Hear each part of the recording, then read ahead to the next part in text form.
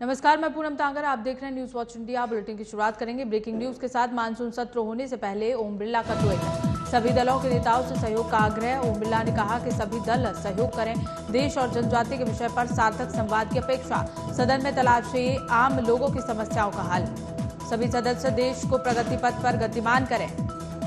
तो आज से संसद सत्र की शुरुआत हो रही है। ऐसे में ओम बिरला ने सभी से ट्वीट करते हुए विनती की है। सभी दलों के नेताओं से सहयोग का आग्रह किया है। देश और जनहित के विषय पर सार्थक संवाद की अपेक्षा। सदन में आम लोगों की समस्याओं को तलाशें। सभी सदस्य देश को प्रगति पथ पर गतिमान करें। संसद के मानसून सत्र का आज से आगाज हो रहा है। इसी बीच मानसून सत्र शुरू होने से पहले ओम बिरला का ट्वीट।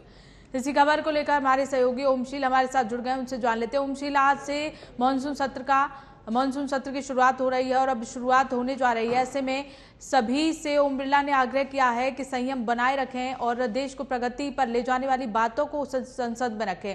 हालांकि विपक्ष ने अपनी ओर से पूरी तैयारी कर ली है हंगामे की। जरूर पूनम, क्योंकि आप देख रही हैं जिस तरीके से इससे जो पिछला वाला सत्र था, जो इससे पहले जो सत्र चल रही थी, उसमें इतने हंगामे हुए कि जो सभापति हैं और स्पीकर हैं उनको सदन को ये करना पड़ा, रद्द करना पड़ा और उसे स्थगित करना पड़ा ज्यादा देर तक। जो मानसून सत्र अभी आज से जो शुरू होने हैं, तो कोई भी सत्र जब शुरू होता है तो उससे पहले सर्वदलीय बैठक होता है और उसमें निर्णय होता है कि किस विषय पे, किस बिंदुओं पर हम चर्चा करेंगे, चाहे वो पक्ष हो या विपक्ष हो। तो जो कल बैठक हुई 19 तारीख को, जो कल बैठक हुई है, उसमें साफ तौर पर कहना है विपक्ष का कि हम मणिपुर का चर्चा करेंगे, मणिपुर हिंसा के बारे में चर्चा करना चाहते हैं, हम अध्यादेश वाले मामले पे चर्चा करना चाहते हैं, दिल्ली के अध्यादेश वाले मामले पर। तो इन सारे बिंदुओं पर सरकार का ये कहना है कि वो मणिपुर वाले जो मणिपुर हिंसा वाला जो पूरा माजरा है, पूरा मामला है, उस पर वो चर्चा करने के लिए तैयार है। बिल्कुल ओम, कई मुद्दे हैं जिन पर विपक्ष जो है वो सरकार को घेर सकता है, खासकर मणिपुर हिंसा का मामला। बिल्कुल, क्योंकि ये काफी संजीदा मामला हो जाता है, क्योंकि आप जिस तरीके से देख रही होंगे आए दिन मणिपुर में हिंसा रुकने का नाम नहीं ले रहा है। और आप बात करें मणिपुर की या फिर आप बात कर ले यूसीसी भी लगातार यूसीसी की मांग हो रही है और ऐसा अनुमान जताया जा रहा है पूनम की इस मानसून सत्र में उसके लिए भी बिल पास कर दिया जाए। और वो जो इसमें ये अनुमान जताया जा रहा है कि इस पूरे मानसून सत्र में 31 विधेयक पास कराने हैं। बिल्कुल ओम, जिस तरह से लगातार हंगामेदार रहने के आसार मानसून सत्र के लग रहे हैं, लेकिन जिस तरह से कई 31 विधेयक इस मानसून सत्र में पेश होने हैं, ऐसे में क्या लगता है कि मानसून सत्र को स्थगित करना पड़ जाएगा? ऐसे क्या लगता है ओम? ये तो पूनम आने वाले वक्त में बताएगा, क्योंकि जिस तरीके से विपक्ष तो अभी कई मुद्दों करने के लिए हावी है, जिसमें से कि एक पर कल जो 19 तारीख को जो सर्वदलीय बैठक हुई, उसमें सरकार मान दी गई है कि मणिपुर हिंसा पर बातचीत होगी। अब बड़ा सवाल ये है कि अब सदन में भी जिस तरीके से विपक्ष अगर इस मणिपुर हिंसा पर चर्चा करती है, किस तरीके से करती है, क्या सरकार को वो पसंद आता है या नहीं आता है, उस पर हंगामा होता है या नहीं होता है, तो ये तमाम चीजें हैं जिसको जो कि आने वाला वक्त बताएगा। आज सदन की कार्रवाई शुरू होगी, उसके बाद ही पता चलेगा। चलिए ठीक है, बहुत बहुत शुक्रिया ओम हमारे साथ जुड़ने के लिए।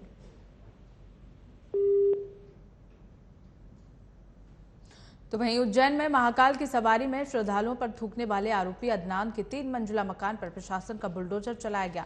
बता दें कि भगवान महाकाल की दूसरी सवारी में कुछ असामाजिक तत्वों ने छत पर चढ़कर श्रद्धालुओं के ऊपर थूक दिया था। इस मामले में शिकायत मिलने पर खाराकुआ थाना पुलिस ने कई धाराओं में 3 आरोपियों के खिलाफ केस दर्ज किया है। इनमें से 2 नाबालिग आरोपी हैं, वहीं एक बालिग आरोपी अदनान पर कार्रवाई हुई है। पुलिस की माने तो अदनान और उसका एक भाई घटना में शामिल था, जबकि एक आरोपी नाबालिग है। माइनर होने की वजह से उसके मकान पर फिलहाल कार्रवाई नहीं हुई है। इससे पहले श्रद्धालुओं ने भगवान महाकाल की सवारी निकालने के बाद खाराकुआ थाने का घेराव करते हुए आरोपियों के खिलाफ शिकायत की थी। वीडियो सबूत भी दिखाए गए थे। सबूत मिलने के बाद पुलिस ने FIR दर्ज करते हुए आरोपियों को गिरफ्तार कर लिया है। घटना के बाद हिंदूवादी संगठनों के साथ साथ संतों ने भी आरोपियों के मकान पर बुलडोजर चलाने की मांग उठाई थी।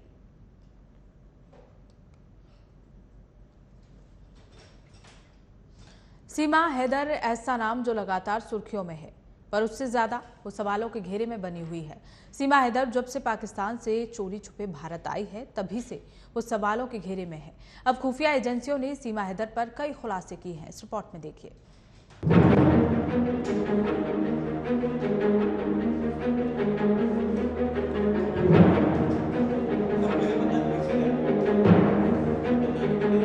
एक प्रेम दीवानी, एक दर्श दीवानी, यह गीत लिखा था राधा कृष्ण और मीरा की कहानी पर।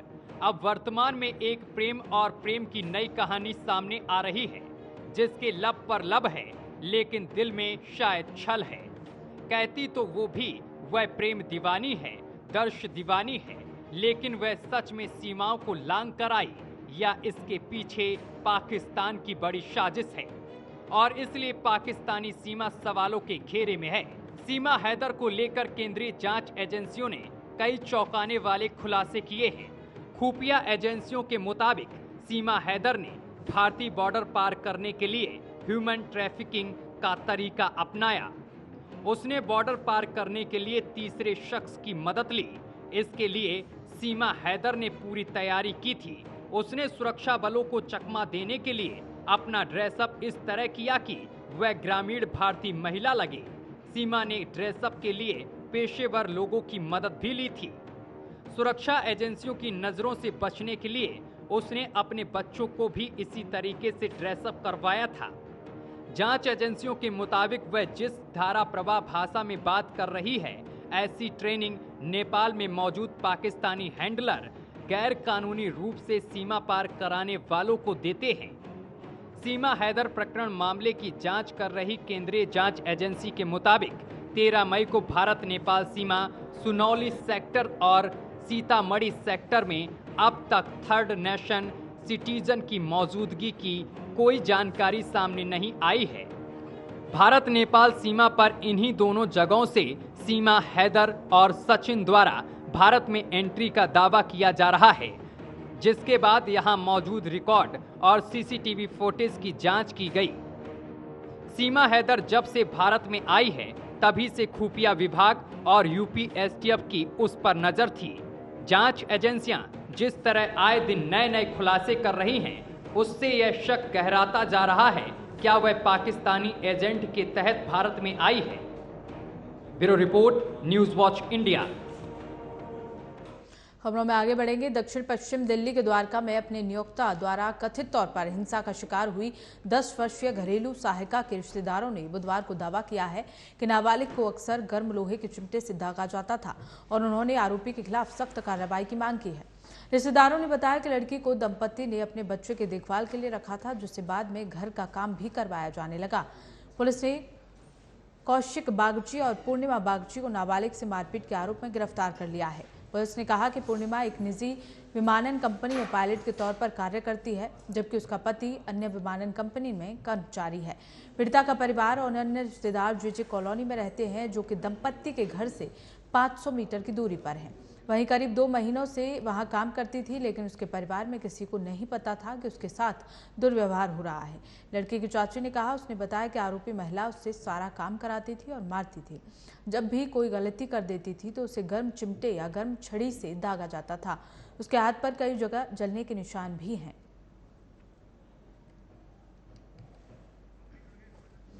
इसी खबर को लेकर हमारे सहयोगी अवनेंद्र हमारे साथ जुड़ गए हैं। अवनेंद्र, जिस तरह की खबर सामने आ रही है, यहाँ एक नाबालिग किशोरी से जबरदस्ती काम कराया जाता है और उसके साथ मारपीट भी की जाती है, क्या है पूरा मामला? बिल्कुल, देखिए पूनम, ये दिल्ली के द्वारका इलाके का पूरे घटना का मामला है, जहाँ पर एक 10 साल की बच्ची को जबरन काम कराने को लेकर टॉर्चर किया जाता है और उसके बाद जो महिला द्वारा पिटाई की जाती है और एक पेज से गर्म करके उसको गंभीर चोट के निशान पहुंचाए जाते हैं। जो दिल्ली के डीसीपी हैं हर्षवर्धन, उन्होंने बताया है कपिल के खिलाफ आईपीसी थी 323 मारपीट करना, 324 गंभीर चोट पहुंचाना, 342 गलत तरीके से किसी को बंधक बनाकर रखना और चिल्ड्रन लेबर एक्ट के तहत जो है केस दर्ज कर लिया गया और दोनों आरोपियों को गिरफ्तार कर लिया गया। वहीं बच्ची की काउंसलिंग की जांच की जा रही है और शुरुआत के वीडियो में जो कपल है वो बहस करती हुई दिखाई दे रही है और महिला पायलट हाथ जोड़कर माफी मांगती है, लेकिन कुछ देर बाद भीड़ में महिला पायलट को बाहर खींचकर जो है थप्पड़ों से मारते हुए वीडियो वायरल हो रहा है। बिल्कुल अवनेंद्र, इस घटना की जानकारी किसके द्वारा दी गई? कैसे पता चला कि नाबालिग किशोरी के साथ दुर्व्यवहार किया जा रहा है? बिल्कुल, देखिए जब नाबालिग थी उसका जो शोर शराबा था, उसके पड़ोसियों ने जब सुना तो इस घटना की जानकारी हुई लोगों को। उसके बाद जो है पुलिस को सूचना दी गई, 112 पे डायल 112 पे सूचना दी गई। तो कहीं न कहीं जो उसके पड़ोसी थे, कहा जाए जो 30 पड़ोस के लोग थे, उन्होंने उस जो बच्ची थी उसे बचाया और उसके बाद जो कहा जाए पुलिस मौके पर पुलिस बल पहुंचता है और उसके तहत जो तमाम जो विधिक कार्रवाई है उसके तहत मुकदमा दर्ज करके पुलिस ने और दोनों जो कहा जाए आरोपी हैं उनको गिरफ्तार कर लिया। और पुलिस ने ये जानकारी दी थी कि जो घटना है तमाम तरीके के उसके एक्ट जो धाराएं हैं उनमें मुकदमा दर्ज करके विरोधियों के खिलाफ कड़ी कार्रवाई की जाए। बिल्कुल, अमरिंदर किशोरी के परिजनों का क्या कहना है? देखिए, अभी किशोरी के परिजनों की अगर प्रतिक्रिया की बात करते हैं तो अभी किसी तरीके की कोई जानकारी नहीं मिली है, लेकिन ये जानकारी मिल रही है किशोरी को जबरन तरीके से 10 साल की किशोरी को रखकर जो है कार्य कराया जा रहा था घर में और उसको लगातार टॉर्चर किया जा रहा था, परेशान किया जा रहा था और इसको लेकर ये जानकारी मिल रही है। जी, बहुत बहुत शुक्रिया अमरिंदर हमारे साथ जुड़ने के लिए। तो वहीं उत्तर प्रदेश का कुशीनगर सरकारी स्वास्थ्य महकमा फिर से चर्चाओं में है। इस बार करोड़ों रुपए की सरकारी दवाओं को मिट्टी के अंदर दफन किए जाने के मामले को लेकर ये चर्चाओं में बना हुआ है। रिपोर्ट देखिए।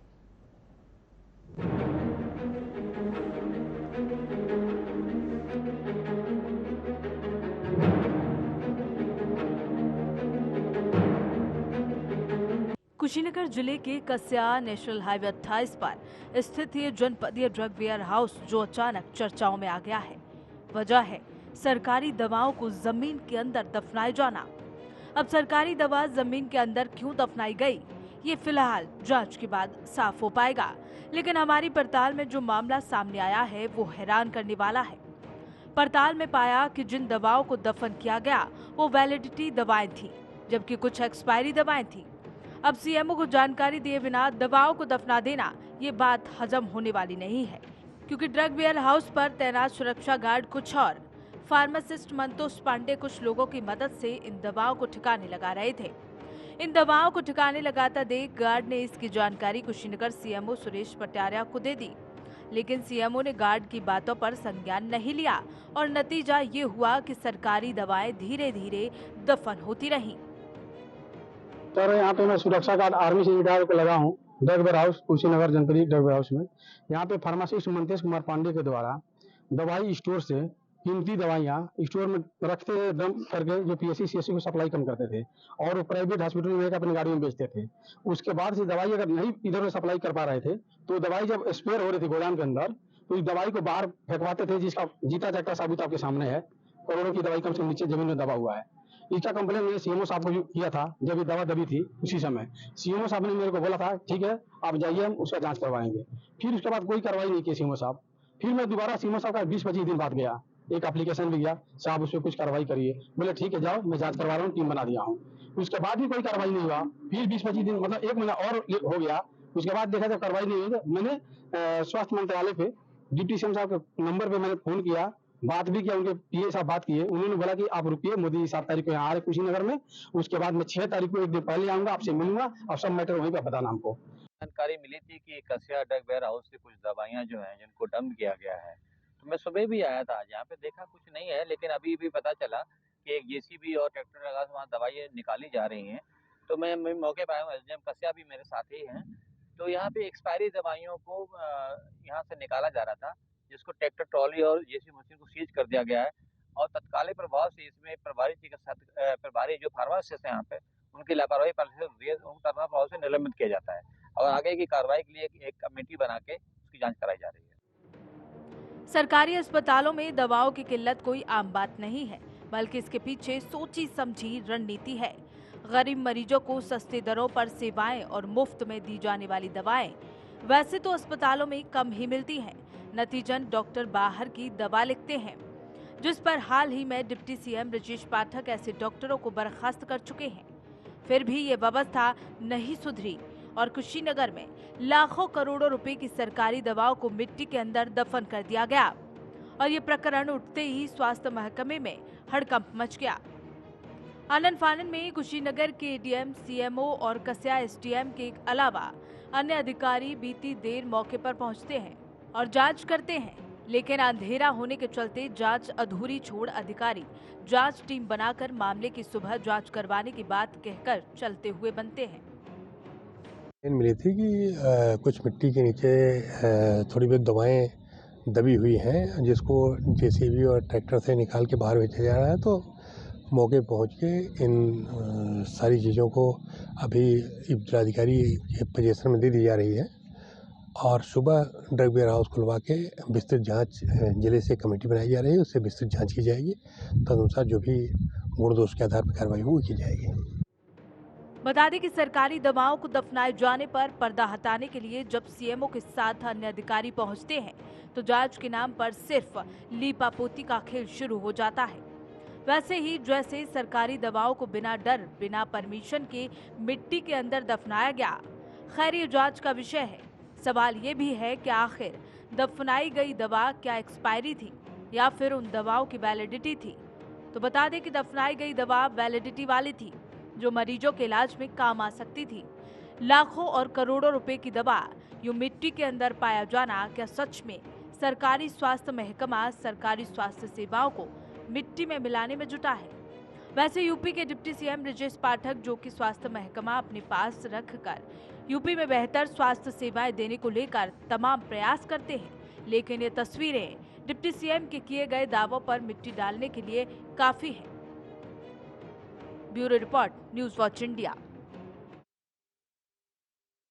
जहां मणिपुर की घटना पर प्रधानमंत्री मोदी ने अपनी प्रतिक्रिया दी है। मणिपुर की घटना पर प्रधानमंत्री मोदी ने कहा कि यह घटना हृदय विदारक है और क्रोध से भरी हुई है। मणिपुर पर मेरा हृदय पीड़ा और क्रोध से भरा हुआ है। आरोपियों को बख्शा नहीं जाएगा।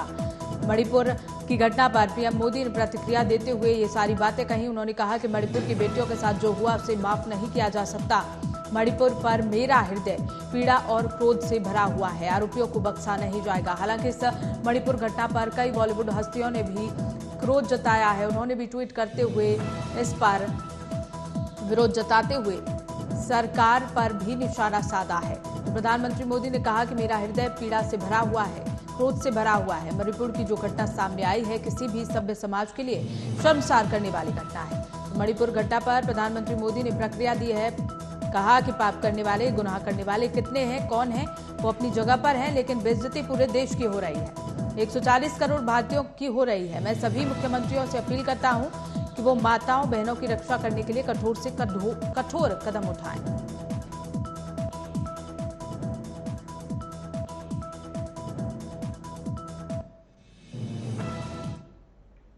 एक तरफ यूपी एटीएस सीमा हैदर से लगातार पूछताछ कर रही है, तो वहीं दूसरी ओर सचिन सीमा के रबूपुरा गांव के घर सुरक्षा को मद्देनजर रखते हुए पुलिसकर्मी उनके घर के बाहर मौजूद हैं। ऐसे में जब न्यूज वॉच इंडिया की टीम सचिन सीमा के घर गई तो वहां पर साध्वी आस्था मां भी पहुंची, जिन्होंने विरोधी बैनर के साथ सीमा हैदर का जोरदार विरोध किया। देखिए।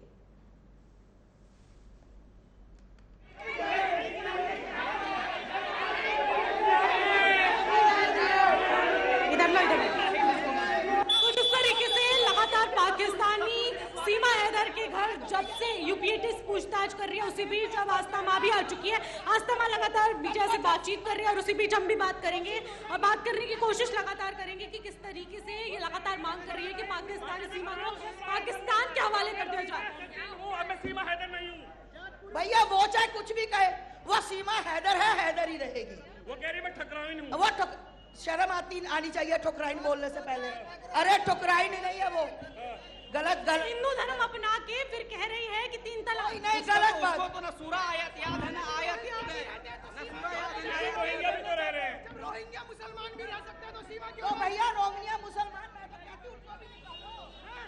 तरीके से आइए, निकालो सबको, निकालना चाहिए। 4 बच्चों को लेकर तुम हाँ तो स्वागत करो ना उनका तुम लोग।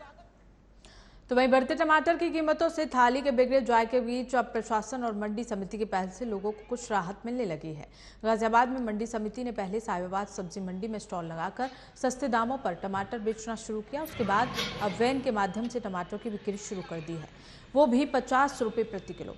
तस्वीरों के माध्यम से आप मोबाइल वैन देख सकते हैं जिसमें टमाटर कम दर पर लोगों को उपलब्ध कराए जा रहे हैं।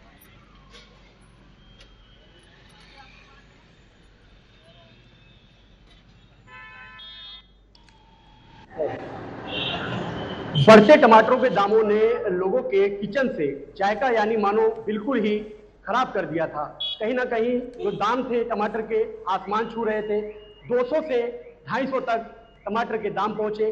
गाजियाबाद में आपको दिखाना चाहूंगा, ये टमाटर का एक स्टॉल लगाया गया है जो कि राज्य कृषि उत्पादन मंडी से यहाँ एक गाड़ी लगाई गई है और यहाँ पर जो टमाटर का रेट तय किया गया वो है 50 रुपए, यानी कि 50 रुपए में 1 किलो आप यहाँ से टमाटर खरीद सकते हैं। और लोगों के जो किचन का जायका था कहीं ना कहीं खराब हो गया था, जिसको बदलने का काम यहाँ पर गाजियाबाद में जो एक ये गाड़ी के द्वारा टमाटर बेचे जा रहे हैं, उसके साथ ही आपको तस्वीर दिखाना चाहूंगा।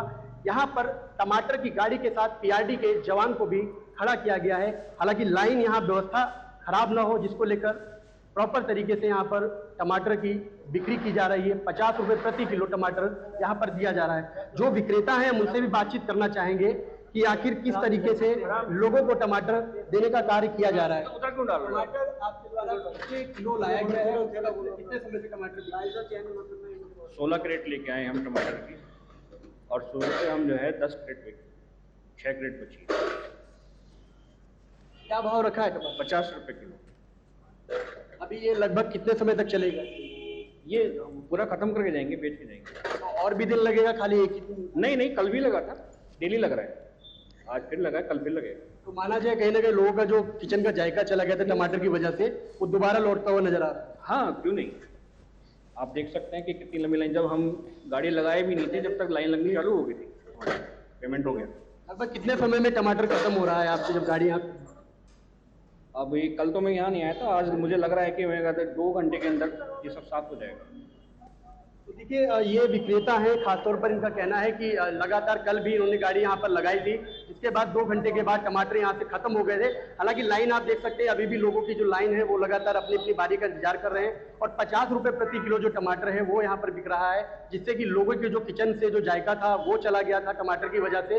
लेकिन अब कहीं ना कहीं टमाटर का जो जायका जो लोगों के खाने में मौजूद रहता था, जो कि अब दोबारा से 50 रुपए प्रति किलो जो टमाटर मिलेगा, उससे कहीं ना कहीं अब जो जायका है लोगों के किचन में वो देखने को मिलेगा कि अब जो लोग परेशान थे, यानी कि टमाटर जिस तरह से आसमान छू रहा था, टमाटर के बढ़ते दाम को देखते हुए कहीं ना कहीं लोगों को अब इससे राहत मिलेगी। कहीं ना कहीं जो लोगों के किचन से जो एक स्वाद था वो चला गया था। ये टमाटर का जो एक बैनर लगा हुआ है, लोग लगातार यहाँ पहुंच भी रहे हैं और लगातार टमाटर की जो है वो खरीदारी भी कर रहे हैं। आने वाले और भी दिनों में इस तरीके से ये स्टॉल लगाया जाएगा। गाजियाबाद से न्यूज वॉच इंडिया के लिए प्रवीण मिश्रा की खबर उड़ीसा की राजधानी भुवनेश्वर से है, जहां पर नशे का कारोबार फल फूल रहा है। जहां पर भुवनेश्वर में एक छोटी सी दुकान से 5000 रुपये का गांजा और सिगरेट बरामद हुआ, जिसके करीब 24 किलो गांजा भरा हुआ था। वहीं पुलिस ने बताया कि गांजा बेचने का मास्टरमाइंड एक महिला थी, जिसका नाम रंगवती दास है। पुलिस ने मुखबिर की सूचना पर छापेमारी कर रंगे हाथों महिला को गिरफ्तार किया है।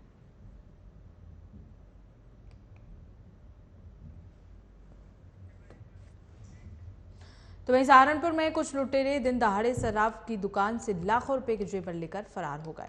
जानकारी के मुताबिक 2 दिन से 3 लुटेरे ग्राहक बनकर आए थे। शराब की दुकान पर एक बुजुर्ग अकेला बैठा था, तभी उससे जेवर छीनकर फरार हो गए।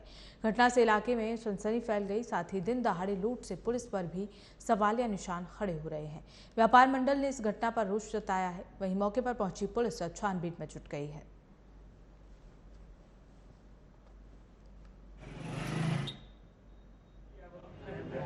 एक लड़का आया, उससे पहले 2 आए थे, तो वो कहते हैं मम्मी भी आ रही और गुंठी दिखा दो और बाड़ियाँ दिखा दो। तो मैंने उन्हें दिखाई, गुंठी भी दिखाई, बाड़ियाँ भी दिखाई। मैं कह ले माँ को बुलाना, चले गए। उसके बाद एक लड़का आया उनमें से, एक लड़का मैंने कहा भाई तुम्हारे साथ तो दूसरा भी था। तो कह ले जी वो मम्मी मेरे साथ नहीं था, मैं तो आपसे पूछा कि मम्मी भी आई क्या। मैंने कहा कोई नहीं आया भैया। कहने लाओ गुंठी दिखा दो। तो उन्होंने डब्बा उठाया ही, मैंने वो पहले देखते इस तरह गए थे ही, तो गुंठी दिखाने लगा। तो उन्होंने नहीं इधर उधर देखा, उधर उठा मेरे हाथ में डब्बा छीना, डब्बा छीन कर। ये थाना नकुट के बाजार के अंतर्गत एक नरेंद्र जी का सर्राफा का दुकान है। कुछ लोग आए और इनके यहाँ अंगूठी देखने के लिए बात करने लगे कि अंगूठी दिखाइए और मेरी माँ आ रही है। और इन्होंने वो अपना बॉक्स इनके सामने रख दिया। वो कुछ देर देखते रहे, कुछ अंगूठियों को देखते रहे। उसके बाद वो पूरा डब्बा उठा के यहाँ से फरार हो गए। और कुछ लड़के चिन्हित किए जा रहे हैं और बाकी कार्रवाई जैसा इनसे अभी लिस्ट ले लेंगे कि क्या क्या गया है। जैसा ये लिस्ट देंगे उसके आधार पर फिर विधिक कार्रवाई की जाएगी। लड़कों का चिन्हांकन चल रहा है। तो फिलहाल खबरों में बस इतना ही। देखते रहिए न्यूज़ वॉच इंडिया।